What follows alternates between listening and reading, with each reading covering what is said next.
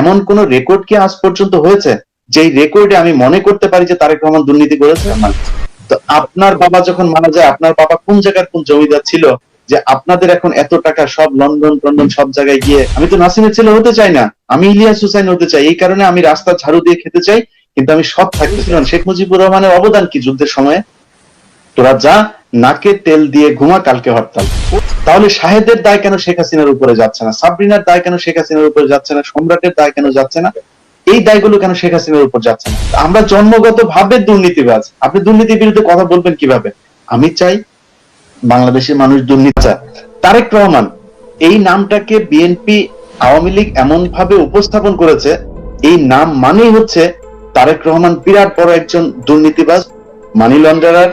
হাজার হাজার লক্ষ লক্ষ কোটি টাকা নিয়ে তিনি লন্ডনে গিয়ে বসে আছেন। এটা এখন আমি তারেক রহমান সম্পর্কে আমি কিছু জানি না।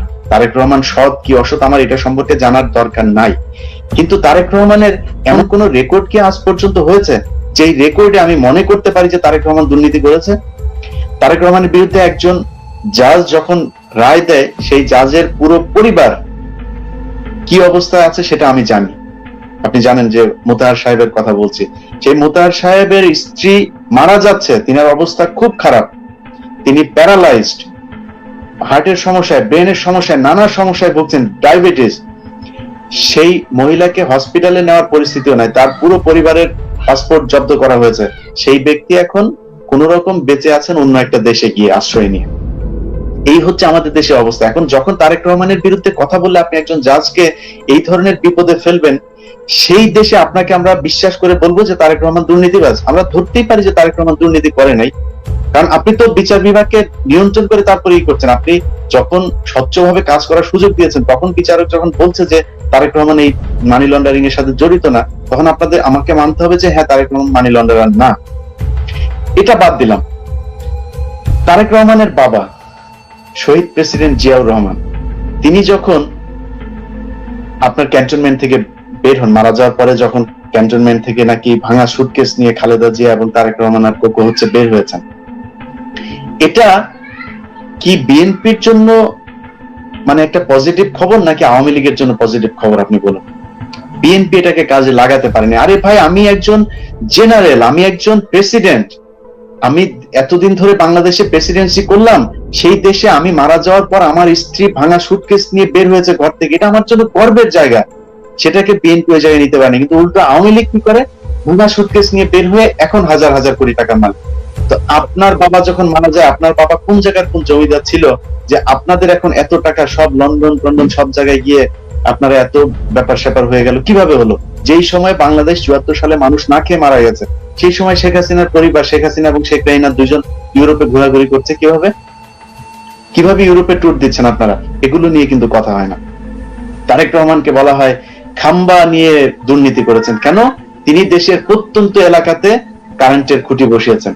তারেক রহমান কি এমন কোন জায়গা আছে যে জায়গায় শুধু খুঁটি বসিয়ে রেখেছেন আর কারেন্ট যায় না? বিএনপির সময় কারেন্ট আসে নাই বাংলাদেশের মানুষের ঘরে, সেটা নিয়ে সমস্যা। তারেক রহমান যখন উন্নয়ন করে তখন হচ্ছে গিয়ে খুম্বা চোর, আর আওয়ামী লীগ যখন কিনা মানুষকে বিদ্যুৎ দেয় তখন ঘরে ঘরে বিদ্যুৎ পৌঁছে দেওয়া হয়। সিএনজি ২০০৩ সালে এই তারেক রহমান এর সময় হচ্ছে গিয়ে আপনার সিএনজি আসে, যেটা ঢাকা শহর টু স্ট্রোক যে থ্রি হুইলার ছিল সেগুলোকে বাদ দিয়ে আপনার ফোর স্ট্রোক থ্রি হুইলার নিয়ে আসা হয়, যেটা আজকে বাংলাদেশের মানুষ দেখছে যে যে গ্রিন ক্যাব গুলো, ছোট ছোট যে সিএনজি গুলো, এই সিএনজি গুলো তারেক রহমান সাহেবরা নিয়ে আসলেন ৩ লাখ টাকা করে। আমার স্পষ্ট মনে আছে ৩,১০,০০০ টাকা করে নিয়ে আসেন। সেই সিএনজি আওয়ামী লীগের সময় এসে ১২ লাখ ১৩ লাখ টাকা আনা হয়েছে। তারপরও তারেক রহমানরা দুর্নীতিবাজ। বিএনপি যে বিদ্যুৎ দিয়েছে ৩ টাকা করে ইউনিট, সেই বিদ্যুৎ আজকে আপনারা জানেন কত টাকা করে। বিএনপি যে গ্যাস দিয়েছেন মাত্র ৩০০ টাকা করে পার চুলা, পার চুলা না, পুরো বাসায় যে কটা চুলা থাকে পুরো একটা বাসার জন্য, সেখানে তিনারা এখন কত টাকা করে গ্যাস দিচ্ছেন বাংলাদেশের মানুষ পে করছেন সেটা আপনারা খুব ভালো করে জানেন।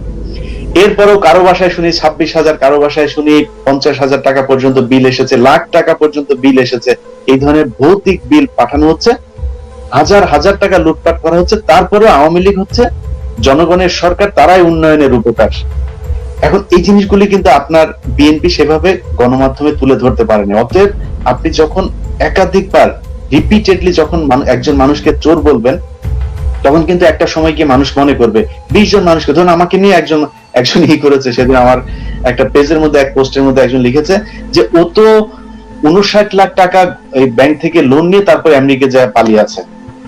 চিন্তা করেন, মানে স্পেসিফিক করছে কিন্তু অ্যামাউন্ট বলছে সে 59 লাখ টাকা। এটা যখন একজন মানুষ বলবে, আমার বিরোধী পক্ষ হলে তো বলবেই, যারা আমার সমালোচক, আমার পক্ষের মানুষ একজন চিন্তা করবে, কিরে 59 লাখ টাকা, তার মানে মনে হয় মানে 20% মানুষ হলে তার ব্রেনের মধ্যে একটা জিনিস খেলবে যে আসলে হতে পারে, মনে হয় হতে পারে। এক্স্যাক্ট একটা মন বলতেছে, এটা বিশ্বাস করা যায়। 59,000 টাকা ইলিয়াস হুসাইনের কোন ব্যাংকে যদি নাকি পাওনা থাকে, ইলিয়াস হুসাইন জনগণের সামনে এসে কান ধরে উঠবস করবে। একটা যদি আমি হাজার হাজার কোটি টাকার মালিক, সেটা আমাকে এখানে যারা আমেরিকায় দেখে আমি কি কাজ করি, আমি কত কষ্ট করে পিজা ডেলিভারি দিয়েছি, আমি কাজের কথা বলতে কখনই আপনি আমাকে ব্যঙ্গ করতে পারেন, এই বেটা তুই তো যা ওইখানে পিজা ডেলিভারি দিস, ওইখানে যা তুই উবার চালাইছিস, তুই এটা করেছিস, রাস্তা ঝাড় দিয়েছিস, এই সেই। আপনি বলতেন ভাই এটা আমার গর্ব, আমি চুরি করি নাই তো, এটা আমার গর্ব। আমি যদি নাকি আজকে লক্ষ লক্ষ টাকা মতো চলতাম, তাহলে তো আমি নাসিমের ছেলে হতাম। আমি নাসিমের ছেলে, যার বাবা মারা যাওয়ার পরও তাকে মানুষ চোর বলে, যার বাবা মারা যাওয়ার পর মানুষ থুতু ছিটায়। আমি তো নাসিমের ছেলে হতে চাই না, আমি ইলিয়াস হুসাইন হতে চাই। এই কারণে আমি রাস্তা ঝাড়ু দিয়ে খেতে চাই, কিন্তু আমি সৎ থাকতে চাই। একটা মানুষ যাতে আমি মারা যাওয়ার পরে বলতে না পারে যে ইলিয়াস হুসাইন এত টাকার মালিক কোথা থেকে হলো। অতএব এইসব কথাবার্তা গুলো যখন বিএনপি কে মানুষ বলে, বিএনপির আজকের প্রজন্ম তো বিএনপির সেই শাসন ক্ষমতা দেখে নাই, সেই সময়টা যেহেতু দেখে নাই, অতএব বিএনপি কে বোঝাতে হবে। আমাদেরকে যারা বলেন যে ভাই বিএনপির সময়ের কিছু বলেন না, বিএনপির সময়ের কিছু বলেন না, আওয়ামী লীগের সময়ের গুলোই খালি বলেন, আরে ভাই আওয়ামী লীগের এখন ক্ষমতায় আছে, আওয়ামী লীগ 12 বছর আগে ছিল বিএনপি। তো সেটা যদি আপনি বলতে চান, তো শেখ মুজিবুর রহমানের সময়ে যান, শুরু থেকে শুরু করি আমরা। তাজউদ্দিন আহমেদ সাহেবের মেয়ের বইটাই পড়েন একটু, কোত্থেকে আসলো এত টাকা, কোত্থেকে আসলো? শেখ মুজিবের পরিবারের যারা আছে সেই সেরনিয়াবাদ, আপনার বরিশাল, দক্ষিণবঙ্গ পর্যন্ত যান, তাদের অত্যাচারে মানুষ এখন ঘরে থাকতে পারে না। সেরনিয়াবাদের পরিবারের অত্যাচারে মানুষ ঘরে থাকতে পারে না। আমি মানে দায়িত্ব নিয়ে তারপরে কথাগুলো বলছি। এই মুহূর্তে যদি বরিশালের কেউ থেকে থাকেন, আপনি একটু আওয়াজ দেন যে সেইখানকার পরিবহন খাত থেকে শুরু করে সেই আব্দুল্লাহ সাহেব কি না করেন, তাদের পরিবারের অত্যাচারে অতিষ্ঠ বরিশালবাসী। অতএব সেই দুর্নীতি নিয়ে গুলো যদি কথা বলতে চান, আপনি শেখ মুজিবুর রহমানের সময় যান।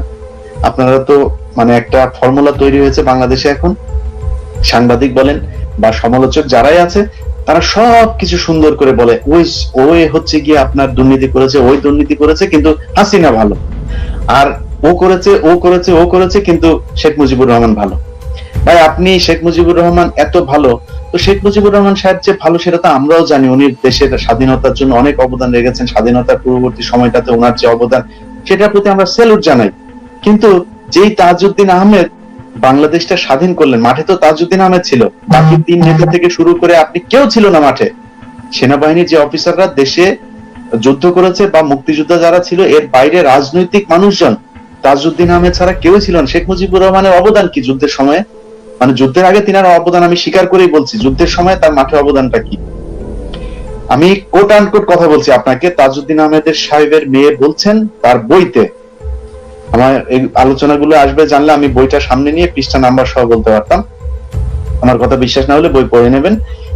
তিনি বলছেন শেখ মুজিবুর রহমান সাহেবের কাছে 25শে মার্চ তাজউদ্দিন আহমেদ সাহেব সহ কয়েকজন শীর্ষস্থানীয় নেতৃবৃন্দ যান।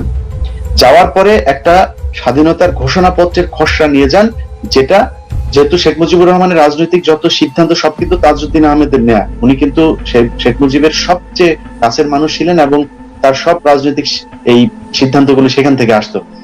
সেই মানুষটা বলছেন যে মুজিব ভাই আপনি কি করেন, এই যে ঘোষণাপত্র নিয়ে এসেছে এটা আপনি একটু পড়েন। সেই ঘোষণাপত্র শেখ মুজিবুর রহমান পড়েন নাই।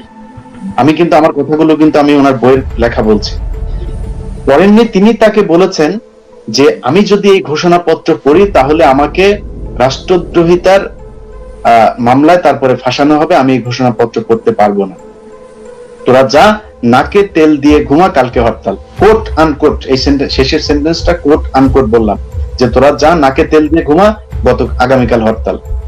অর্থাৎ 26শে মার্চ হরতাল ছিল বাংলাদেশে শেখ মুজিবের ঘোষণা অনুযায়ী, আর সে জিয়াউর রহমান সাহেব সেই ব্যক্তি যিনি কিনা 26শে মার্চ ঘোষণা দিয়েছেন। অতএব আমি এসব মৃত মানুষকে নিয়ে কোনো ধরনের সমালোচনা করতে চাই না, কিন্তু শুধু ছোট্ট করে একটা কথা বলতে চাই, শেখ মুজিবুর রহমান সাহেব যদি বাংলাদেশে আর 5 বছর ক্ষমতায় থাকতেন, তাহলে শেখ মুজিবুর রহমানকে নিয়ে লেখা আজকের ইতিহাস অনেক অন্যরকম হতে পারত।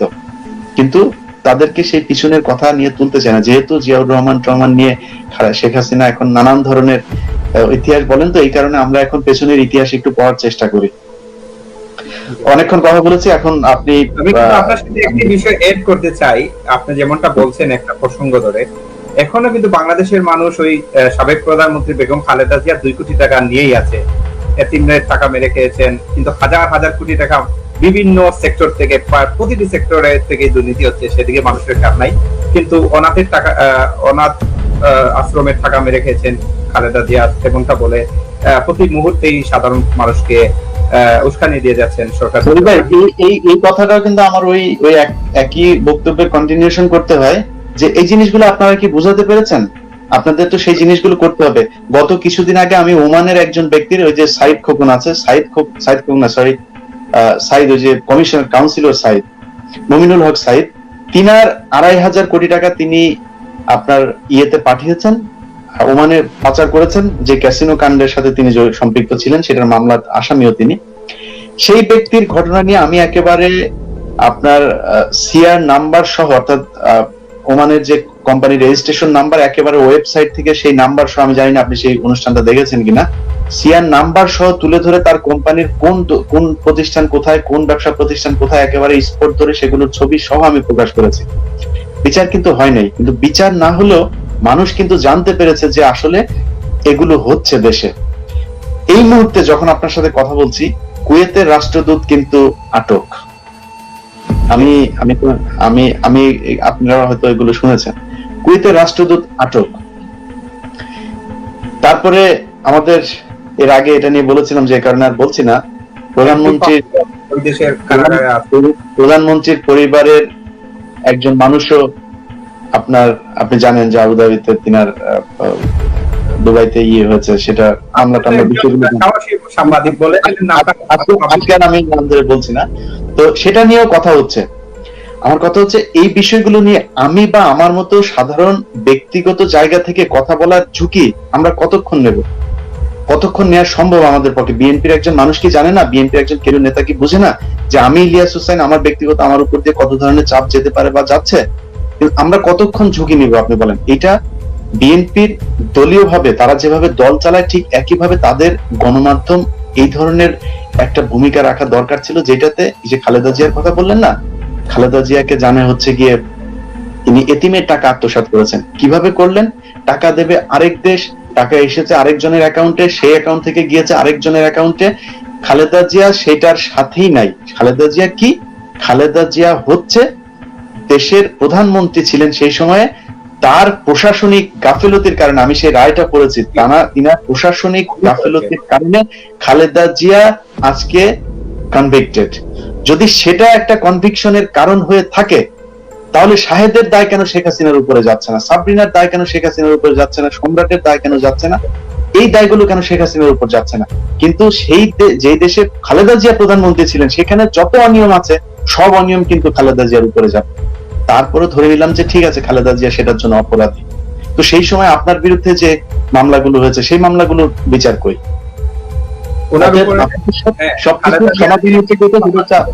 আপনাদের গণমাধ্যমকে একটা জায়গায় নিয়ে আসতে হবে, আপনাদের যে মুখপাত্র যে মিডিয়াগুলো কাজ করে সেগুলোকে ঝুঁকি নিতে হবে, সেগুলোকে সেখানে অর্থ ব্যয় করতে হবে, সেই জায়গাগুলোতে যে অনুসন্ধান আছে সেই অনুসন্ধানগুলো ভালোভাবে চালাতে হবে। এটা যদি চালানো যায় তাহলে জনগণকে আরো অনেক বেশি কিছু জানানো যাবে। আমি কেন জানি না, আমার মনে হয় তারেক রহমানের ভেরিফাইড একটা ফেসবুক অ্যাকাউন্ট থাকা উচিত। এটা আমার ওনার প্রতি পরামর্শ থাকবে। আমার বিশ্বাস উনি আজকের বক্তব্যগুলো শুনবেন। যদি শুনে থাকেন তাহলে, বা ওনার আশেপাশে যারা আছেন তাদেরকে বলবো যে প্লিজ ওনাকে একটা ভেরিফাইড ফেসবুক আইডি করে দেন, যেটাতে মানুষ জানতে পারে যে yes, this is Tarique Rahman ID. এটা জানা খুব জরুরি।